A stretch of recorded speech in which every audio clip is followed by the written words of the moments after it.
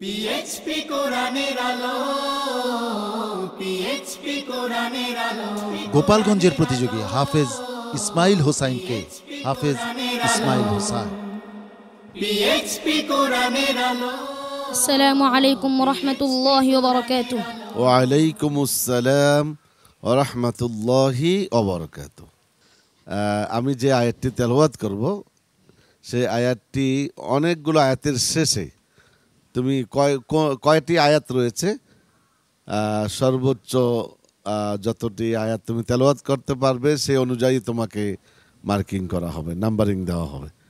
আউযু বিল্লাহি মিনাশ শাইতানির রাজীম ওয়া মা লাহুম মিন নাসিরিন।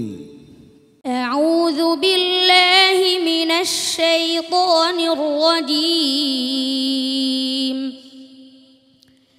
বিসমিল্লাহির রহমানির রহিম।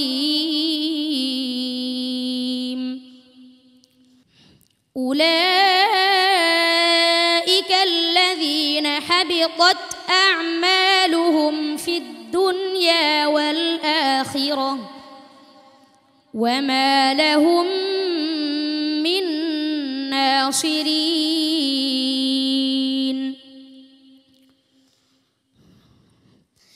فأما الذين كفروا فأعذبهم عذابا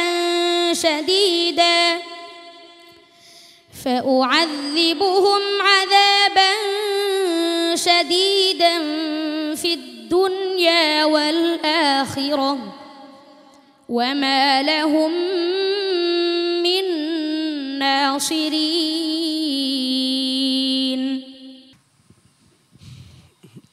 বলো আইটি কয় জায়গায় আছে? 5 জায়গায়। তো 5 জায়গায় সহজ, তোমরা সব পারো এগুলি, তো বলে যাও।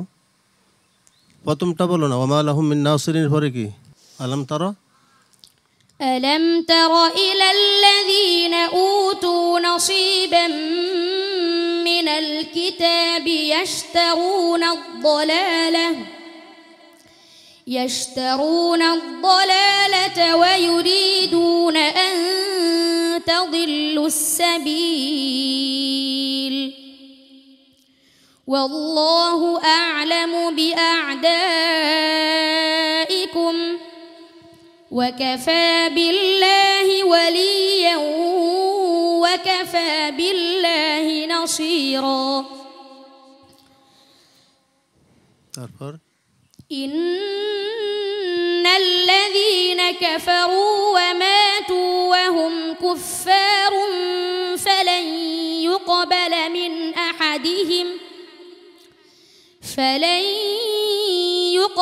من أحدهم ملء الأرض ذهبا ولو افتدى به أولئك لهم عذاب أليم وما لهم من ناصرين. ولقد بعثنا في كل أمة رسولا أن اعبدوا الله واجتنبوا الطاغوت فمنهم من هدى الله ومنهم من حقت عليه الضلالة فسيروا في الأرض فانظروا كيف كان عاقبة المكذبين. إن تحرص على هداهم فإن الله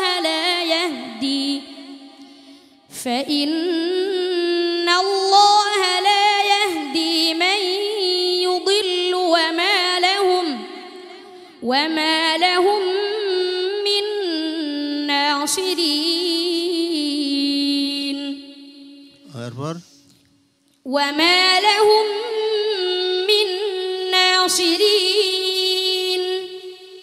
فأقم وجهك للدين حنيفا فطرة الله التي فطر الناس عليها لا تبديل لخلق الله ذلك الدين القيم ولكن أكثر الناس لا يعلمون حسبك صدق الله مولانا العظيم وصدق رسوله النبي الكريم মাশাআল্লাহ। ইসমাইল সাবিতের তেলাওয়াত সম্পর্কে, আজকের পারফরমেন্স সম্পর্কে জেনে আসি সম্মানিত বিচারক হাফেজ কারি জহিরুল ইসলাম সাহেবের কাছে। মজবুত তেলাওয়াত এবং তার তেলাওয়াত যারা শুনছে প্রত্যেকের হৃদয়কে স্পর্শ করেছে। আর যে ত্রুটি ছিল এগুলো ত্রুটি না, এগুলি তার সাধনার বিষয়, সময় আছে, একটু সাধনা করে সেগুলি অর্জন করতে হবে। হাফেজ মাওলানা আবু ইউসুফ। ইসমাইলকে খুব সুন্দর হয়েছে আজকে। আত্মবিশ্বাসের যদি একটু ঘাটতি ছিল, তারপরও আমি মনে করি অনেক ভালো করেছে তুমি। আর তোমার তেলাওয়াতে আলাদা একটা মজা আছে। অনেক অনেক ধন্যবাদ সম্মানিত বিচারক, সম্মানিত অতিথি, ইয়ার এশিয়ার সম্মানিত চেয়ারম্যান।